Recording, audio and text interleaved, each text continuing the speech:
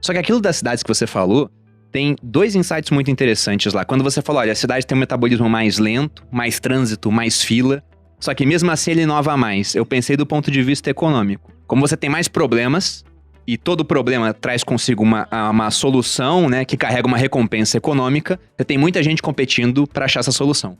E o outro ponto é que nas cidades, de fato, isso há muito tempo, você vê muita diversidade.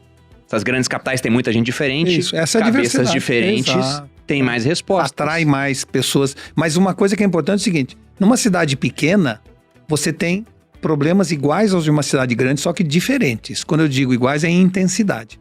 Você numa cidade pequena tem menos acesso a um monte de coisa, tem menos informação, tem menos possibilidade de comer num bom restaurante ou de uma bola. Por outro lado, você tem mais facilidade de estacionar na porta. Então, não é que uma cidade menor tem menos problema que uma cidade grande. São outros, né? São outros problemas, né? E os problemas que nós temos numa cidade grande nos torna muito mais criativos também por isso. Eu estou dentro de um elevador lotado, alguém fala uma coisa atrás, me gera um insight daquilo que ele falou. As pessoas, quanto mais próximas, mais estimulam as sinapses um do outro. Pessoas mais distantes, vivendo em ambientes mais reclusos. Por isso é que o home office é um desastre para a criatividade. Nós, em home office, somos muito mais produtivos e muito menos criativos. Porque a criatividade vem dessa promiscuidade social, desse cafezinho antes e depois da reunião, onde a gente fala bobagem, onde a gente dá risada, onde a gente troca ideias que não necessariamente têm a ver com aquilo. Quando eu entro no Zoom, eu vou de maneira prática, rápida, dizer aquilo que eu pretendo, ouço o que eu pretendo e acabou. Tem tanta gente que fica lá tomando o nosso tempo.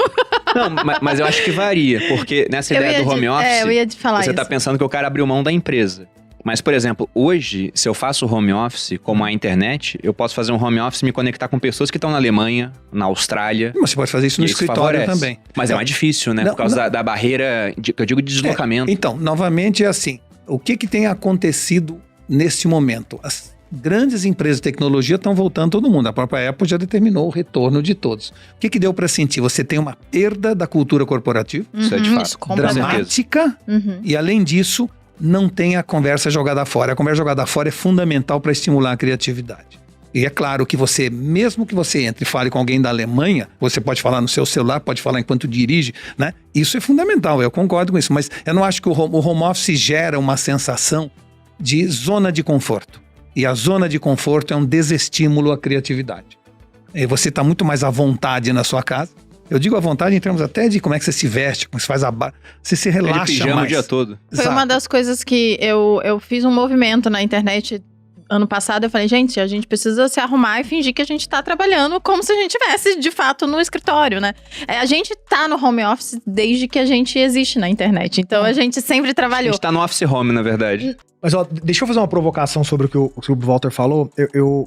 Vamos partir da hipótese que, de fato, o home office prejudica a criatividade. Mas eu acho que tem uma outra questão. Acho que tem uma questão na equação aqui que é: se o home office for capaz de atrair mais talentos, a pergunta é, nesse trade-off, o que vale mais? Menos talentos com possível mais criatividade?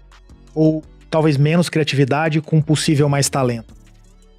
Eu acho que o que a gente está vivendo agora é uma adaptação de gestão. Então, eu acho que existe uma tendência natural em dizer não funciona o home office algumas coisas, porque a gente está testando isso tem 18 meses. E o mundo não vai resolver as equações. Talvez não existam respostas, mas talvez existam, né? Eu acho que tem de fato as empresas de tecnologia que estão voltando, mas eu consigo numerar uma mesma quantidade que não está voltando e já diz, não volto nem a porrete. Por quê? Porque tem uma facilidade de atração de talento. Então, eu vou dar exemplos aqui de Brasil, por exemplo. A minha grande competição na lógica de home office é o estrangeiro, que paga em dólar para fazer o mesmo trabalho. Ou em euro, né? Ou em euro. O que eu faço hoje? Eu já faço isso há 2 anos. Eu deixei de contratar para trabalhar fisicamente e contrato no home office. O que eu tô ganhando com isso? Centenas de talentos em cidades espalhadas por esse mundão chamado Brasil que não querem vir para São Paulo. Que falam, minha mãe é doente, eu não posso. Minha mulher trabalha no Banco do Brasil, ela não vai mudar. O meu marido trabalha numa mineradora, não pode sair daqui. É uma pessoa extremamente inteligente e talentosa. E é claro que aí eu preciso encontrar ferramentas para resolver a questão de cultura, a questão de criatividade, etc. Mas o ponto é, existe um trade-off que para mim não tá claro quem é o vencedor. Achar mais talento e ter uma empresa mais talentosa, talvez um pouco menos criativa, ou uma empresa mais criativa, mas talvez com um pouco menos de talento. Para a Apple é fácil. Quem não quer trabalhar na Apple? Então, a Apple, pra mim, é um outlier. Mas quando você pensa no meio do caminho, quem não tem um employer branding, uma marca empregadora forte pra atrair, talvez ela tenha que ter o home office pra atrair. A minha equipe tá espalhada pelo Brasil. Mas tem um ponto sobre isso que eu acho interessante, nesse trade-off que você falou. O primeiro ponto é ter acesso a cabeças que não estão fisicamente aqui. Na minha opinião, é uma coisa muito boa, né? Partindo desse pressuposto de que cabeças diferentes, e eu concordo com isso, geram mais criatividade.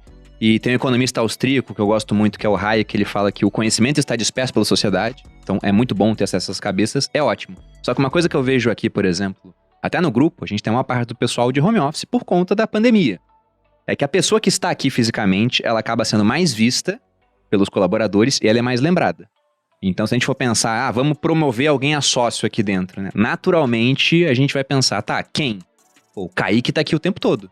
A gente lembra dele primeiro, antes de lembrar de pessoas que, por mais competentes que sejam, não estão aqui fisicamente. Mas, Bruno, deixa eu fazer uma provocação nisso rápida. É fato, só que você tá pensando nesse problema há quanto tempo? Em poucos meses. De fato. Então, o ponto é, você como gestor vai falar, não, peraí, eu seria um idiota como gestor em não resolver essa equação. Eu não sei se você vai conseguir, mas daqui a pouco a gente vai sair atrás dessas equações, porque senão é burrice não tentar. Você pode não conseguir. Então, eu entendo o que você está dizendo, mas o mundo da gestão nunca se preocupou em resolver essas questões. O mundo está começando a pegar boas cabeças para tentar resolver. Provavelmente esse dilema tem um caminho do meio. Que é o que eu provavelmente eu vou trabalhar 2, 3 vezes por semana na minha empresa e o resto eu vou fazer home office. Flexibilidade. Flexibilidade. Essa talvez seja a resposta mais adequada. Mas uma coisa é verdade. Todo mundo fala de um novo normal, né? Eu não entendo nem essa frase, porque assim, não há um novo normal. O velho normal já era suficientemente anormal. Ou seja, eu já usava a terceirização de um monte de trabalho para pessoas na Índia, na área de customer service ou de assistência técnica. A gente já fazia isso. Foi só acelerado. Então assim, ter ou não home office não pode ser confundido quanto usar talentos mais baratos ou melhores aonde quer que eles estejam. Eu, há 20 anos atrás, morava em Miami, eu tinha uma empresa chamada Maquinita, que tinham 3 funcionários e trabalhávamos em advert games, fazíamos games como forma de publicidade. Uma pessoa... Há 20 anos? Há 20 anos atrás. Você sempre foi muito acelerado então, mesmo, a Advert Games era uma empresa, a Maquinita, perdão, que tinha um funcionário na Colômbia, um funcionário em Nova York e um funcionário em Londres. E eles trabalhavam com um relógio na época chamado SWOT Global. Que era um relógio que tinha o horário global. Era um horário só. Que loucura. E eles marcavam as reuniões por esse relógio. Em vez de falar o fuso horário, GMT, não tinha isso. Era o relógio. Tô achando que o Walter inventou o jogo da cobrinha, aquele da Nokia lá. Então, eu tô dizendo pra vocês que a gente já fazia isso quando precisa. E eu acho que quando precisa, talento é a matéria-prima mais escassa de qualquer organização e a gente deve buscá-la aonde quer que ela esteja. Mas quando a gente fala que, no fundo, fazer uma empresa é ter a noção de que você tem um pequeno grupo de divergentes, que são os rebeldes e que a gente tem que pegá-los onde quer que eles estejam, um grande grupo de complacentes e um outro grupo de displicentes. É assim que se faz uma empresa, tá certo? Ou seja, as pessoas que fazem acontecer, as pessoas que deixam acontecer, as pessoas que perguntam o que aconteceu, que não tem a menor ideia do que está acontecendo. Muito bom, né? muito então, bom. assim, é fundamental que para este grupo de talentos naturalmente criativos, eles estão criativos em qualquer lugar do mundo, porque eles saem da conversa que eu tive com você e vão para um bar, vão para o esporte, Mas eu estou me referindo que a grande massa precisa de um estímulo cotidiano. Eu sou essa pessoa. Pelo menos durante 2 ou 3 dias por semana, para absorver a cultura corporativa, para trocar ideias, para se vestir, para fazer a barba. Porque se a gente não fizer isto, nós vamos ter uma, vamos dizer assim, uma sociedade parecida com um ímen complacente. Eu estou me referindo isso em homenagem à sua empresa. A Vibrio. Vamos criar um cupom longo 10.